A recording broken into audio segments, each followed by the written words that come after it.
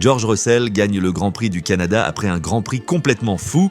Et Kimi Antonelli, il monte pour la première fois sur le podium en Formule 1 avec une 3e position derrière Verstappen. Mais avant d'aller plus loin, abonne-toi si t'es passionné de F1.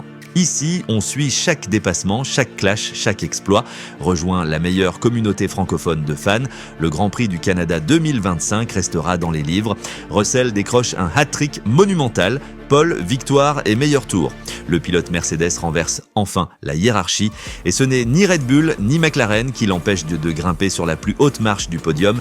Pour lui, c'est un soulagement. Il l'avait raté ici l'an dernier, il la reprend cette année. C'est incroyable, on est de retour, la voiture a tout donné dans ses conditions plus fraîches et c'est que le début. Russell pense déjà à l'Autriche, mais surtout à Silverstone, là où Mercedes a gagné l'an dernier avec Hamilton.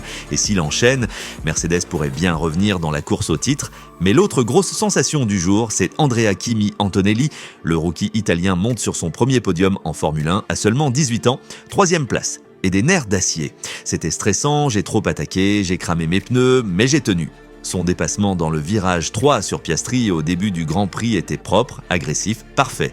Un vrai move de champion et maintenant, il vise la victoire. C'est l'objectif, la voiture est bonne, le rythme est là. Je veux continuer sur cette dynamique. Mercedes signe 33 points ce week-end, un quasi-carton plein. Et une chose est sûre, Russell est de retour et Antonelli est là pour rester.